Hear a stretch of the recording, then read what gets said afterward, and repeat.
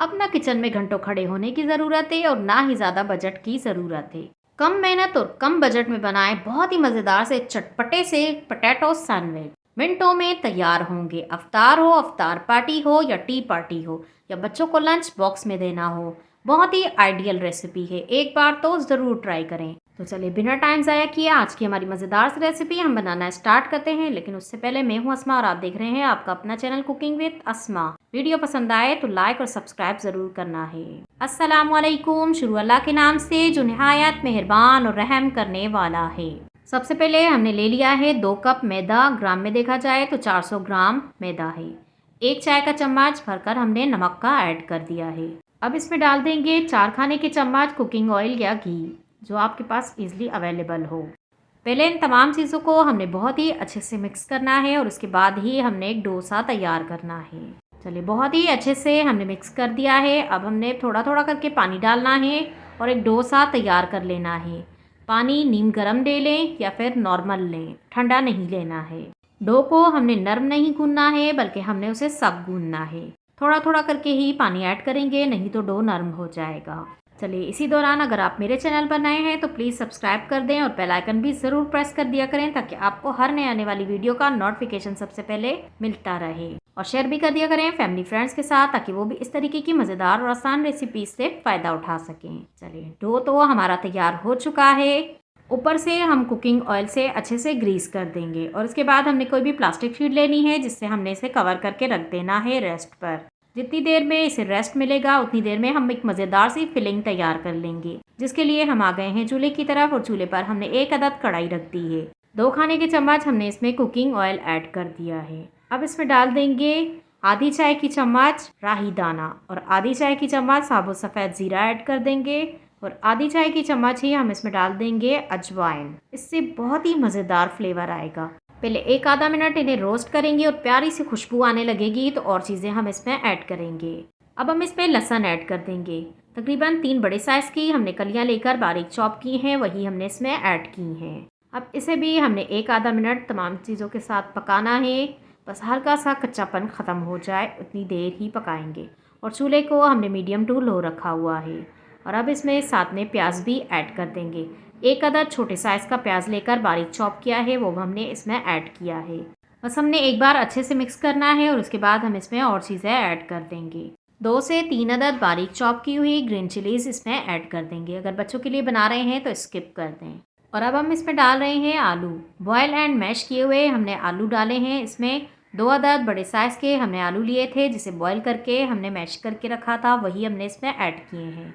चटपटा और मज़ेदार बनाने के लिए 1 चाय की चम्मच नमक या हस्बे जायका, आधी चाय की चम्मच लाल मिर्च पाउडर या हस्बे जायका, आधी चाय की चम्मच हल्दी पाउडर, 1 चाय का चम्मच धनिया पाउडर, आधी चाय की चम्मच कटर मिर्च, दड़ा मिर्च और कुटी मिर्च भी कहा जाता है, आधी चाय की चम्मच चाट मसाला, 2 से 3 खाने के चम्मच लेमन जूस। या ज़्यादा पसंद करते हैं तो इससे ज़्यादा भी ऐड कर सकते हैं।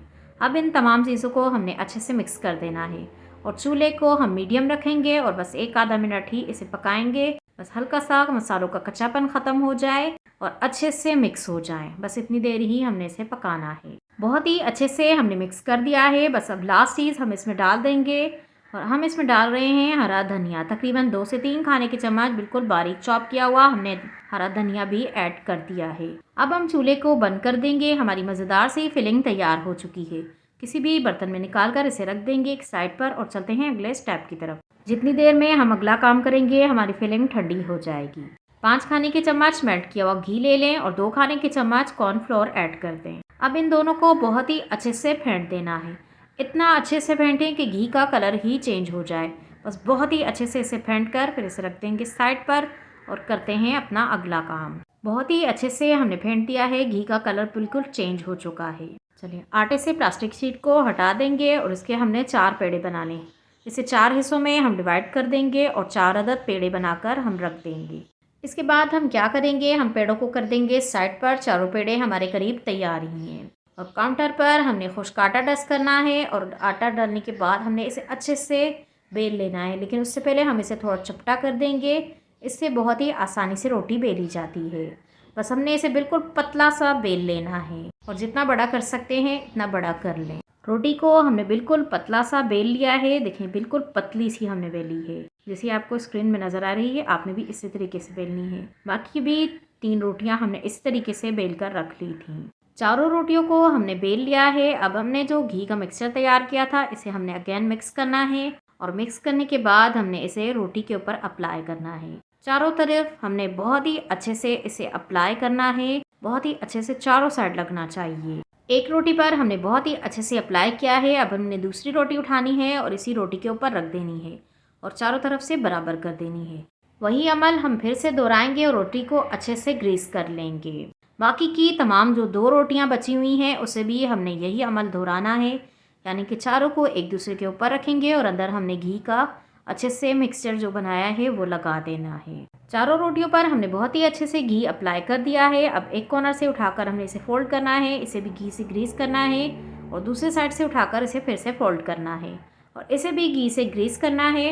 और अब एक कॉर्नर से पकड़कर हम इसे ऊपर की तरफ फोल्ड करेंगे और इसे भी घी लगा देंगे। जो बचा हुआ लास्ट घी है, हमने पूरा घी लगाया है, हमने ज़ाया बिल्कुल भी नहीं किया है। हमें एक बॉक्स की शेप में इसे लेकर आना है। बस लास्ट पीस जो बचा है इसे भी हम फोल्ड कर रहे हैं। अब हमने इसे 5 से 10 मिनट के लिए रेस्ट देना है, इससे हमें बेलने में आसानी रहेगी। हम इसे प्लास्टिक शीट से कवर कर देंगे और इसे रख देंगे 5-10 मिनट के लिए और उसके बाद मिलते हैं। 10 मिनट इसे रेस्ट दिया है। अब हमने इसे बेल लेना है। काउंटर पर हम खुश्क आटा डस्ट करेंगे और इसे हमने बेलना है, लेकिन हमने इसे इस तरीके से बेलना है कि एक तो इसकी शेप ख़राब ना हो ज़्यादा और दूसरा ये बहुत पतला भी नहीं होना चाहिए। हमने थोड़ा मोटा ही रखना है। हमने इसे बहुत ही अच्छे से बेल दिया है। अब मैं आपको दिखा भी देती हूँ कि कितना होना चाहिए। देखिए हमने इसे इतना बेला है जितनी ब्रेड का साइज़ होता है उससे थोड़ा सा पतला हमने बेला है, क्योंकि ये तेल में जाकर थोड़ा फूल जाएगा, तो इसीलिए हमने इसे बहुत ज़्यादा भी मोटा नहीं रखा है। अब हम इसकी कटिंग कर रहे हैं।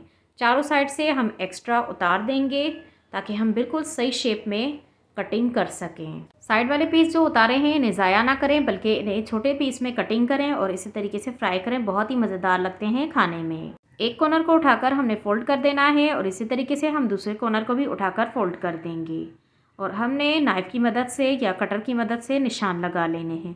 इस तरीके से हमें बहुत ही आसानी रहेगी कि हमने कितने साइज़ में कटिंग करनी है। अब हमने इसी निशान से सीधी कटिंग कर देनी है। इस तरीके से हमें बहुत ही आसानी देती है कटिंग करने में। अब एक को उठाकर हम दूसरे के ऊपर रखेंगे ताकि साइज़ हो जाए। देखिए कितनी ईजिली हमने तमाम पीसेस को एक बराबर कट कर लिया है। अब मैं आपको एक सैंडविच भी बनाकर दिखा देती हूँ। सेंटर में हमने मिक्सचर रखना है, लेकिन हमने बहुत ज़्यादा फिलिंग नहीं रखनी है कि हमारा सैंडविच जो है वो बंद ही ना हो सके। बस हमने सेंटर में ही रखनी है। और साइड पर मैंने चारों तरफ पानी अप्लाई किया है, वो सीन शूट नहीं हो सका, जिसके लिए माजरत। आपने भी चारों साइड पर बस पानी लगाना है, सेंटर में नहीं लगाना है, सिर्फ चारों साइड पर ही लगाना है और अच्छे से फोल्ड करके बंद कर देंगे। और इस तरीके से हमारा पहला सैंडविच तैयार है। बाकी के भी हमने इसी तरीके से तमाम तैयार कर लिए थे। चलिए अब हम चलते हैं इन्हें फ्राई करने की तरफ। आप चाहें तो आप बेक भी कर सकते हैं ओवन में। फ्राई करने के लिए तेल हमारा गर्म हो चुका है। देखिए मैंने एक छोटा सा टुकड़ा इसमें डाला है। बिल्कुल हल्के हल्के से बबल्स बन रहे हैं। बस हमें इतना ही टेम्परेचर चाहिए तेल का। बहुत ज़्यादा गर्म होगा तो फ़ौरन से ऊपर से पक जाएंगे, लेकिन अंदर से ही बिल्कुल कच्चे रहेंगे। तो हमने कच्चा नहीं छोड़ना है, इसलिए हमने बहुत ज़्यादा तेल को गर्म नहीं करना है। मीडियम फ्लेम पर हम इन्हें 7 से 8 मिनट लगाकर पकाएंगे ताकि अंदर तक अच्छे से हमारे सैंडविच पक जाएं। और तकरीबन 2 मिनट हमने इन्हें पकने दिया है और उसके बाद ही मैं इसकी साइड चेंज कर रही हूँ। आपने भी इसे तकरीबन 2 मिनट तक पहले पकने देना है और उसके बाद ही साइड चेंज करनी है। फिर उलटते पुलटते हुए हम इन्हें पकाएंगे। इस तरीके से एक तो बहुत ही प्यारा सा गोल्डन ब्राउन कलर भी आ जाता है और अंदर तक पक भी जाते हैं। देखिए माशाल्लाह से कितना प्यारा कलर आया है दोनों साइड से। अब हमने एक एक करके तमाम सैंडविच को निकाल देना है। बाकी के तमाम भी हमने इसी तरीके से फ्राई कर लिए थे। माशाल्लाह से हमारे तमाम सैंडविच फ्राई हो चुके हैं। माशाल्लाह से हमारे सैंडविच बहुत ही मज़ेदार बने थे, सबको बहुत ही पसंद आए हैं। आप भी एक बार तो ज़रूर ट्राई करें। इस रमज़ान आपने ये रेसिपी तो ज़रूर ट्राई करनी है। इंशाल्लाह मैं गारंटी से कहती हूँ कि आपको भी बहुत ही पसंद आएंगे। बस आपने एक बार ट्राई ज़रूर करने हैं। चलिए उम्मीद करती हूँ कि आज की वीडियो आपको पसंद आई होगी। अगर थोड़ी भी पसंद आई है तो प्लीज़ लाइक करें, शेयर करें फैमिली फ्रेंड्स के साथ। चैनल पर नए हो या पुराने हो, सब्सक्राइब नहीं किया तो वो भी कर दें, जिसके लिए थैंक यू सो मच। जाने से पहले अपना एक प्यारा और कीमती कॉमेंट भी करते जाएँ। जहाँ भी रहें हंसे रहें, मुस्कुराते रहें, अपना और अपने वालिदैन का भी ख्याल रखें। मेरे साथ इसी तरह जुड़े रहें, मुझे भी दुआओं में याद रखें। चलें इजाज़त दें, चलती हूँ, फिर मिलूंगी इंशाल्लाह एक नई वीडियो के साथ। अल्लाह हाफिज़।